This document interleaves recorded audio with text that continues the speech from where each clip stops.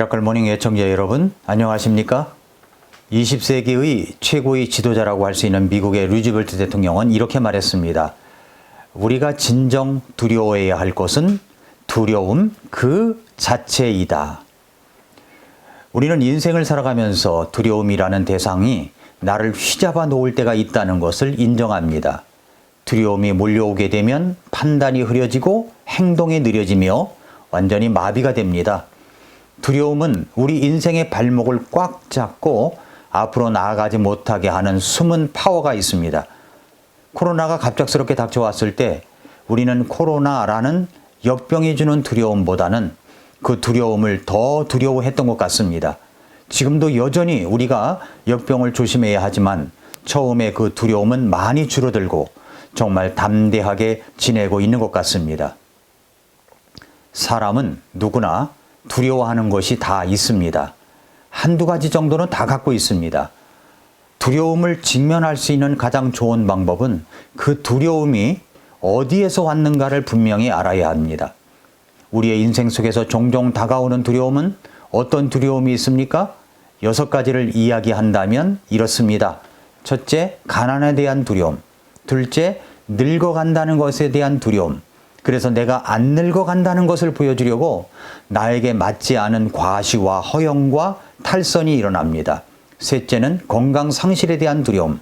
건강을 잃는다는 것은 인생 자체를 송두리째 앗아갈 수 있는 것이기 때문에 늘 조심해야 합니다. 그런데 우리는 그 건강을 잃을까봐 찾아오는 두려움을 더 두려워합니다. 넷째는 사랑 상실에 대한 두려움.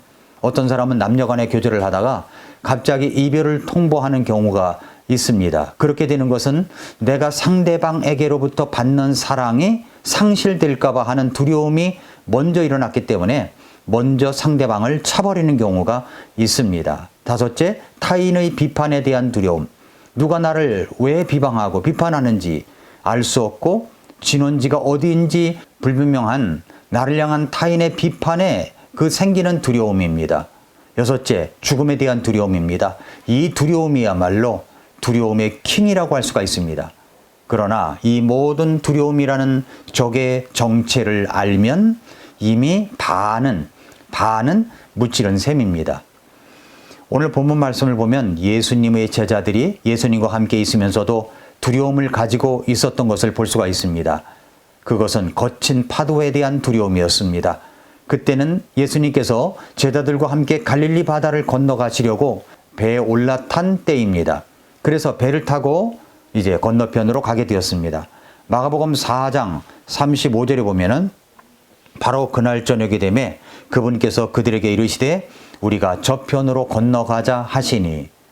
그런데 가다가 엄청난 파도가 닥쳐왔습니다. 그래서 제자들이 무서워서 떨며 예수님께 도움을 요청한 그런 내용의 줄거리입니다. 자, 오늘을 살고 있는 우리들은 정말 대표적으로 이런 6가지 두려움으로 인하여 삶이 고달플 때가 있지 않습니까? 내가 왜 이러는지 알고 보면 두려움 때문일 수가 많습니다. 두려움일 때가 많습니다. 현대인들은 익명의 공포, 미지의 공포, 대상도 할 수 없는 공포로 인하여 오늘도 불안 속에서 살아가고 있습니다. 우리는 어떻게 이런 두려움을 극복할 수 있을까요? 예수님의 제자들은 이 두려움을 어떻게 극복하였습니까? 첫째로, 우리가 예수님과 함께 길을 갈지라도 엄청난 파도는 올 수 있다는 것을 받아들여야 합니다. 오늘 본문에서 제자들은 예수님이 저 건너편으로 가자고 해서 가는 중이었습니다. 뭐라고 말씀했어요? 바로 그날 저녁이 되매 그분께서 그들에게 이르시되 우리가 저편으로 건너가자 하셨습니다. 제자들이 가자고 한 것이 아닙니다. 예수님께서 가자고 하셨습니다. 우리가 저편으로 건너가자. 그래서 제자들과 함께 배를 타고 가는 중입니다. 36절에 보면은 그들이 무리를 보내고 그분을 배 안에 계신 그대로 모시고 가매 다른 작은 배들도 그분과 함께 하더라 라고 했습니다. 그런데 이게 웬일입니까? 가는 중에 엄청난 파고가 넘실대며 그 작은 배들을 뒤집을 듯 다가옵니다. 37절에서 큰 폭풍이 일어나고 파도가 배 안에 들이쳐 이제 배에 물이 가득하게 되었는데 라고 했습니다. 얼마나 파도가 크든지 배 안까지 물이 가득하게 되었습니다. 제자들은 이제 죽는구나 라고 생각할 정도였습니다.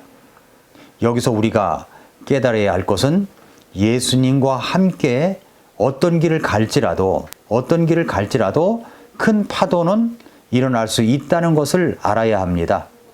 우리는 예수님과 함께 가는데 왜 이런 파도 같은 고통이 일어나는가에 대하여 의아해 할 때가 있습니다. 내가 주님의 사역을 하고 헌신을 하고 봉사를 하는데도 때때로 큰 파도의 역경이 나에게 덮쳐 내 인생 안에 들어와 가득하게 될 정도가 될 때가 있습니다. 그때 드는 생각이 뭡니까? 왜 예수님이 하자고 해서 하는데, 왜 예수님을 위해서 그렇게 하는데 이런 어려움이 찾아오는가 하는 생각을 가질 수가 있습니다. 그러나 우리는 반대로 이렇게 생각해야 합니다. 예수님과 함께 배를 타고 갈지라도 큰 파도는 일어나 나를 덮칠 수 있다고 말입니다. 뜻밖의 풍랑으로 더 당황하고 불안해할 수가 있습니다. 그런데 이런 풍랑은 쉴 새 없이 내 인생에 넘실될 수 있습니다.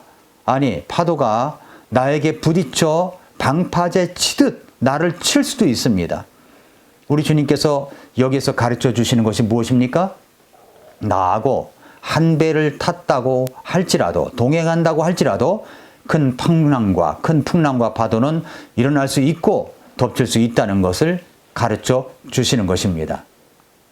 둘째로, 그래서 우리가 큰 폭풍이 일어나 바다 건너편에 도착하기 위해서는 예수님께 대한 믿음을 가지고 있어야 됩니다. 믿음을 가지고 있어야 됩니다.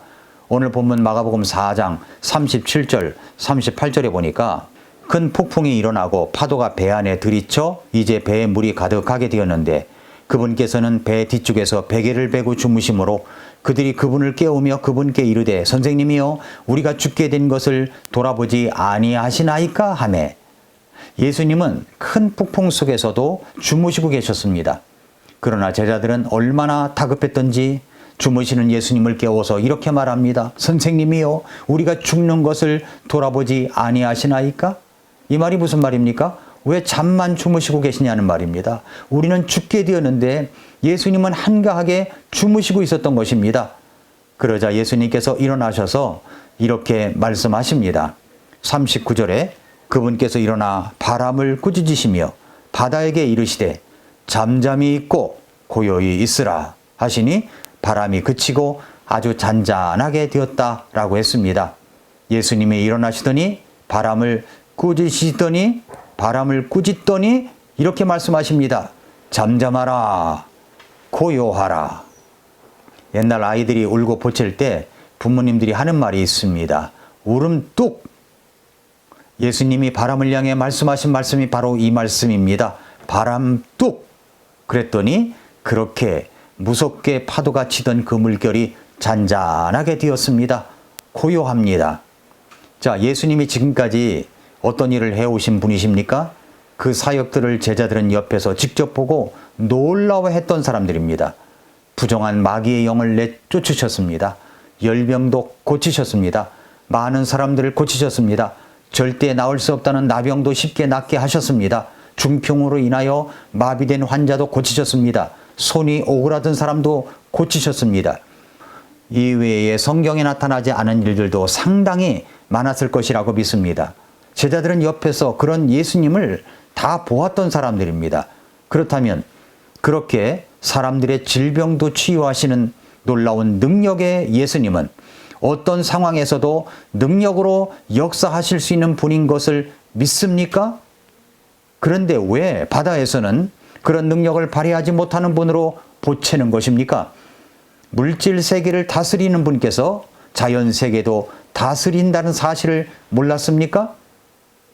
우리에게 때때로 예수님과 함께하는 인생의 바다에 거친 큰 폭풍이, 역경이 일어나는 것은 언제든 어느 상황이든 예수님을 믿어야 함을 가르쳐 주시는 것입니다. 그래서 예수님께서 가르쳐 주신 것이 이것입니다. 40절에 보니까 그분께서 그들에게 이르시되 너희가 어찌하여 이렇게 두려워하느냐? 너희 어찌 너희가 믿음이 없느냐? 어찌 너희가 믿음이 없느냐? 말씀을 하고 있습니다. 제자들은 믿음이 없었습니다. 그러니까 두려움은 믿음이 없어서 생기는 것입니다. 예수님은 우리를 지켜주신다는 믿음, 능력의 예수님께서 한 배를 타고 계신다는 그 믿음, 거치게 일어나는 인생의 파도도 예수님께서 함께 하시면 다 헤쳐나갈 수 있다는 그 믿음, 그 믿음이 있어야 함을 우리 주님께서 우리에게 깨우쳐 주시는 것입니다. 마지막 세 번째로 우리는 이제 예수님이 어떤 분인가를 계속해서 깨달아야 합니다.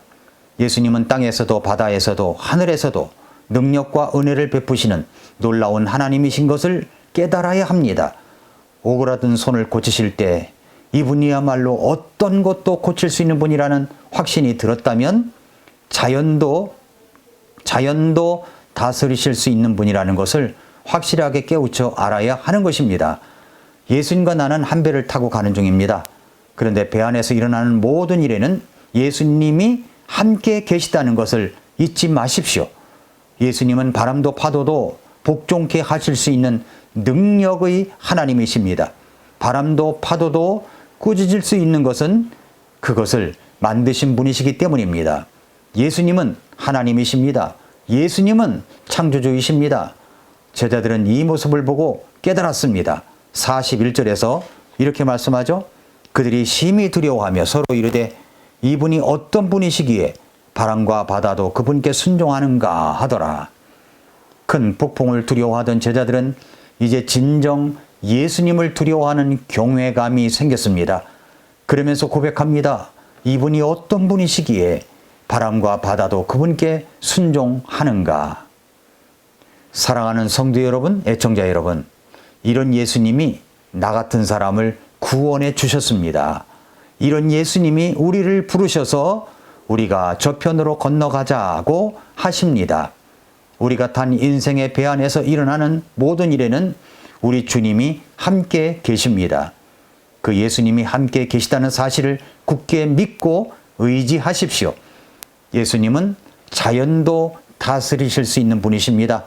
그분이 세상을 창조하셨기 때문입니다. 누가복음 12장 4절부터 7절에 보니까 내가 내 친구인 너희에게 이르노니 몸을 죽이고 그 뒤에는 더 이상 아무것도 할 수 없는 자들을 두려워하지 말라. 오히려 너희가 두려워할 분을 내가 미리 너희에게 알려주리니 곧 죽인 뒤 지옥에 던지는 권능이 있으신 그분을 두려워하라. 참으로 내가 너희에게 이르노니 그분을 두려워하라. 참새 5마리가 이 아사리온에 팔리지 아니하느냐? 그러나 하나님 앞에서는 그것들 중에 하나도 잊히지 아니하느니라. 더욱이 아버지께서 너희 머리털까지도 다 세셨나니 그러므로 두려워하지 말라. 그러므로 두려워하지 말라. 너희는 많은 참새들보다 더 귀중하니라. 그러므로 너희는 두려워하지 말라. 그러므로 두려워하지 말라. 너희는 많은 참새들보다 더 귀중하다고 하셨습니다. 우리가 가지고 있어야 할 것은 세상에 일어나는 일을 두려워하는 것이 아니라 예수님을 두려워할 줄 알아야 됩니다. 그리고 그 예수님을 의지하는 굳건한 믿음을 가져야 합니다. 오늘도 그 예수님을 의지하고 믿는 믿음에 믿음을 더해가는 소중한 하루가 되시기를 바랍니다. 이제는 두려워하지 마십시오. 주 예수님을 믿고 의지하시기 바랍니다. 오늘도 미라클 모닝입니다.